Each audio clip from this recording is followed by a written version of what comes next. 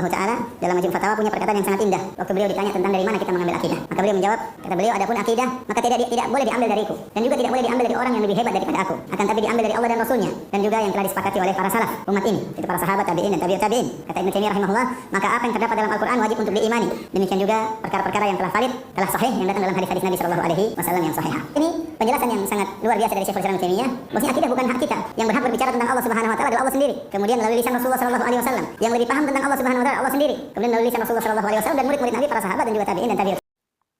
Assalamualaikum warahmatullahi wabarakatuh. Alhamdulillah wassalatu wassalamu ala Rasulillah wa ala alihi wa sahbihi wa man walah, amma ba'du. Mari kita perhatikan satu redaksi dari kitab Majmu'ul Fatawa atau Majmu'ul Fatawi. Silahkan bisa cek sendiri karya dari Ibnu Taimiyah. Bahwa Ibnu Taimiyah ini seringkali dijadikan rujukan oleh kelompok Salafi Wahabi.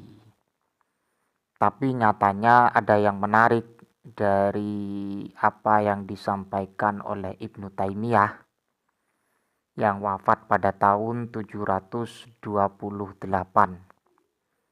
Kitab Majmu'ul Fatawa ini sebagai jawaban dan memang sebagai tanggapan keras kepada kelompok Salafi Wahabi yang seringkali mengorek-ngorek masalah bid'ah. Bid'ah itu tidak ada bid'ah hasanah, yang ada nama orang hasanah, katanya seperti itu. Tapi kok nyatanya kelompok Salafi Wahabi ini tidak sesuai dan tidak mengikuti apa yang menjadi junjungan mereka dari kelompok Salafi Wahabi. Bisa dipastikan bahwa kelompok Salafi Wahabi ini memang kurang konsistensi. Mari kita buktikan dan saya bacakan ya, bahwa Ibnu Taimiyah dalam kitab Majmu'ul Fatawa, beliau mengutip pendapat atau dawuh Imamuna Asy-Syafi'i rahimahullahu ta'ala, amin. Al-bid'atu bid'atani. Yang namanya bid'ah itu ada dua. Ini ya, wow. Al-bid'atu bid'atani. Bid'atun khalafat kitaban wa sunnatan wa ijma'an wa asaron an ba'di ashabi rasulillahi fahadihi bid'atu dhalalatin.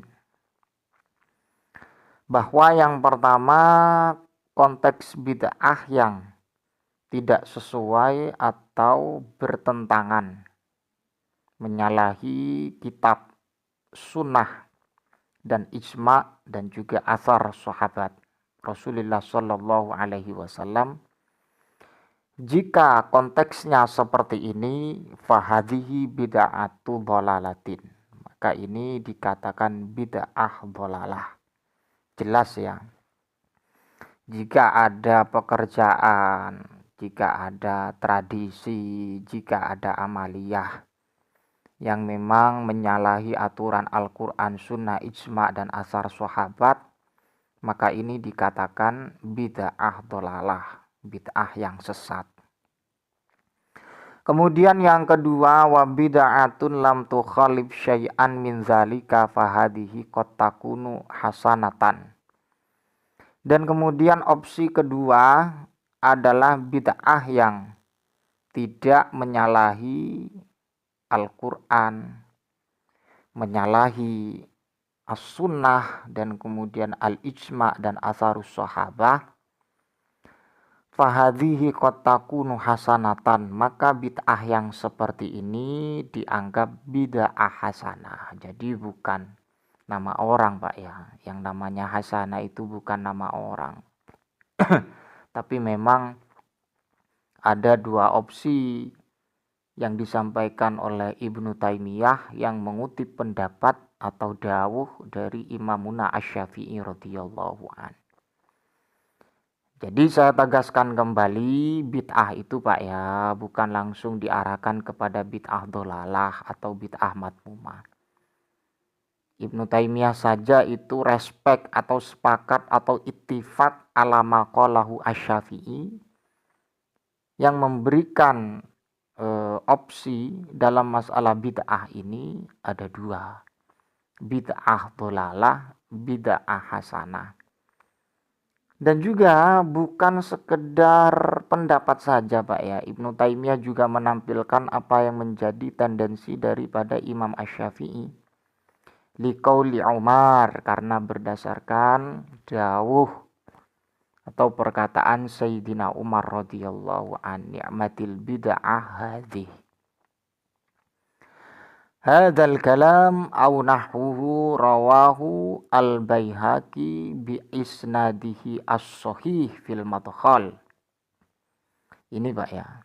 Memang ada tendensi dan ini diriwayatkan Imam Al-Baihaqi dengan isnad yang sahih. Jadi jangan heran Pak ya, jangan lagi ada tuduhan kelompok Salafi Wahabi khususnya yang ada di Indonesia yang gempar-gemparnya mengatakan bid'ah dolalah, syirik, kufur dan sebagainya. Bahwa yang dilakukan oleh warga Nahdliyin itu juga sama dengan apa yang disampaikan Ibnu Taimiyah selaku junjungan dari kelompok Salafi Wahabi. Ni'matil bid'ah hadzal kalamu au nahwuhu rawahu al-Baihaqi bi isnadihi as-sahih fil madkhal. Jadi isnadnya ini sahih Pak ya, bukan dhaif atau mukhtalak atau masnu atau maudhu. Tidak seperti itu Pak ya. Jadi ini jelas apa yang disampaikan oleh Imamuna Asy-Syafi'i yang dikutip oleh Ibnu Taimiyah dalam kitab Majmu'ul Fatawa.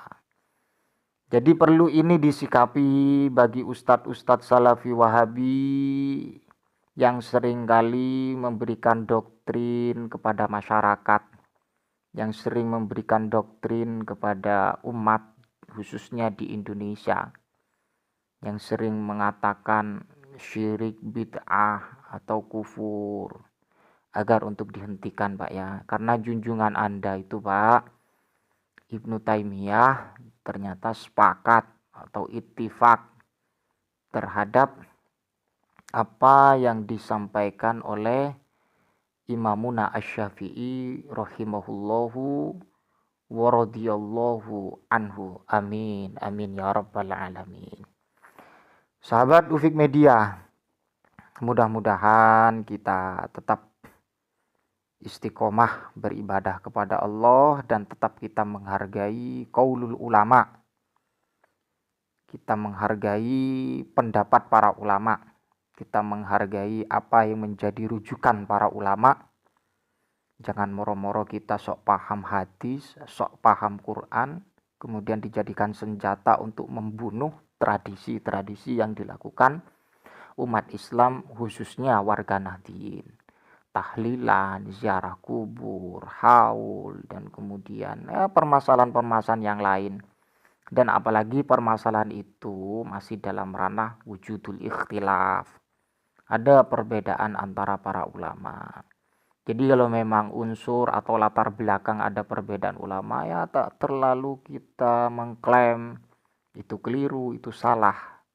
Apalagi itu dhalalah. Wallahul muwaffiq ila aqwamit thoriq. Mudah-mudahan bermanfaat. Jika bermanfaat bisa diambil khususnya kelompok Salafi dan pendukung-pendukungnya atau apa ya istilahnya ya, antek-antek dari Salafi Wahabi. Ingat loh, ini pendapat Ibnu Taimiyah ya. Ibnu Taimiyah itu ya seringkali menjadi rujukan dari kelompok Salafi Wahabi. Ya menurut saya kelompok Salafi Wahabi itu salah paham lah dengan Ibnu Taimiyah ya. Tapi segelintir saja mereka memahami apa yang disampaikan oleh Ibnu Taimiyah. Wallahul muwaffiq ila aqwamit thoriq. Assalamualaikum warahmatullahi wabarakatuh.